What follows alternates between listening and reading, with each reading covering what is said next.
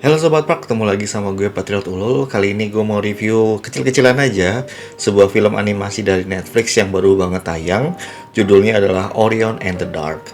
Film ini diadaptasi dari novel dengan judul yang sama, karya dari Emma Yarlett, dan film ini digarap oleh studio animasi legend yaitu DreamWorks, yang mana karyanya udah legend banget ya, kayak Kung Fu Panda, Madagascar, How to Train Your Dragon. Walaupun beberapa film animasi dari DreamWorks yang terakhir gue kurang terlalu suka sih, contohnya kayak Ruby Gillman, The Teenage Kraken, terus juga ada Puss in Boots, terus juga ada Bad Guys. Cuma untuk Bad Guys itu ya sedikit lebih baik lah. Menurut gue ini adalah film pembuka ya sebelum ke masterpiece mereka yang akan rilis Maret tahun ini, yaitu Kung Fu Panda 4. Kayak semacam pemanasan aja lah sebelum masterpiece mereka ini keluar. Dan nggak mungkin juga sih Kung Fu Panda 4 itu ada di layanan streaming, pasti ada di bioskop. Oke, mungkin aja ke langsung bahasan ceritanya.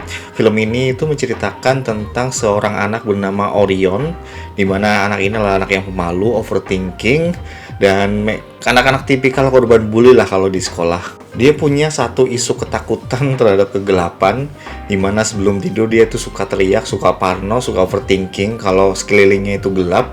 Sampai akhirnya benar-benar ada satu entitas bernama Dark. Dark ini menawarkan Orion untuk ikut dengannya, kayak semacam ikut kerja bareng sama dia, ngelihat Dark itu kerja kayak gimana. Yang menurut Dark ini mereka nggak seburuk yang Orion ini pikir. Dark ini merasa dan ingin meyakinkan Orion bahwa mereka itu sebenarnya menjaga keseimbangan alam sih.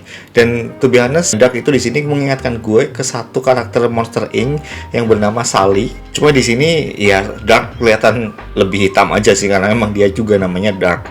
Dan di sini Dark tuh punya beberapa rekan kerja lah yang bisa dibilang ikut menjaga keseimbangan lingkungan, keseimbangan alam. Dan di sini Dark itu ngenalin Orion ini ke teman-teman kerjanya ya, yang mereka punya tugas spesifik tiap malam. Ada yang ngasih mimpi indah, terus ada yang ngasih insomnia, ada yang ngasih distraksi juga, ada yang ngasih keheningan, dan terakhir ada yang ngasih tidur nyenyak sih di sini. Dan Orion ngelihat mereka teman-temannya ke Dark ini kerja itu malah ngacaukan semua pekerjaan teman-temannya ini, ngingetin gue ke satu scene SpongeBob yang datang ke mimpi teman-temannya SpongeBob ini dan kemudian mengacaukan mimpi-mimpi teman-temannya inilah di sana. Gue sebenarnya malah ngerasa film ini tuh vibes-nya tuh kayak karya dari studio sebelah ya, Inside Out. Kalau lo pernah nonton, gue cukup dimanjakan ya oleh visual yang ditawarkan oleh Orion and the Dark ini di sepanjang film ini.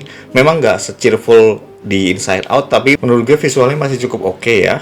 Dan turning point dari film ini sebenarnya adalah ketika teman-temannya Dark ini berusaha mencoba meyakinkan Orion kalau mereka itu nggak seburuk yang Orion pikirkan, tapi malah Orion bisa dibilang menyakiti mereka, yang akhirnya mereka ini melakukan sesuatu yang bisa dibilang mengacaukan keseimbangan alam ya. Dan walaupun seperti itu, gue pikir film ini moral of story-nya nggak sekedar cuma sesimpel itu, nggak sesimpel ngasih tahu ke audiens kalau dunia tanpa kegelapan itu nggak seindah yang dibayangkan loh. Tapi ini jauh lebih dalam daripada itu, dimana di sini gue melihat kalau moral of story-nya adalah kita tuh harus berteman dengan ketakutan kita itu sendiri. Kita harus mengenal ketakutan itu sendiri, seperti yang direpresentasikan oleh Orion ini, dimana dia berusaha untuk mengenal Dark sebagai entitas itu. Apakah Dark itu memang seburuk itu ya? Karena Dark itu sebenarnya kegelapan itu adalah ketakutan paling basic manusia, dimana bahkan di dunia modern pun ya, dimana ketakutan itu udah beragam, dari nggak bisa bayar cicilan, kehilangan pekerjaan,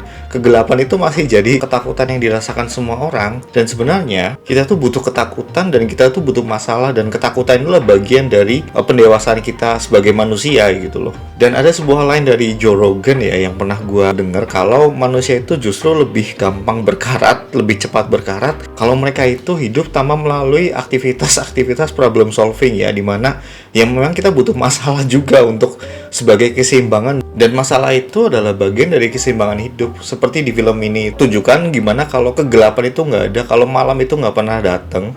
Bagaimana kehidupan bakalan kacau jika malam itu nggak pernah datang. Dan ini yang ditunjukkan di film ini.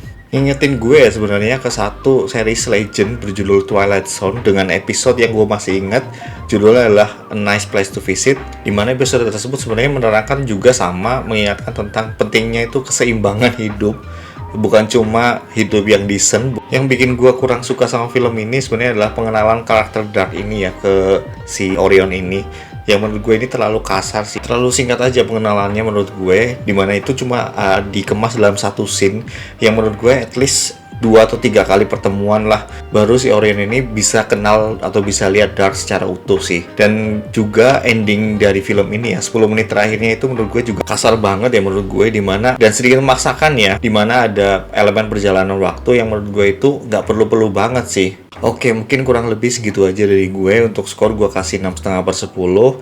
Film coming of age yang sebenarnya masih worth untuk ditonton lah dengan formula yang ringan. Oke, misal gue ada salah, correct me if wrong. Kalau lo mau diskusi, silahkan diskusi di kolom komentar.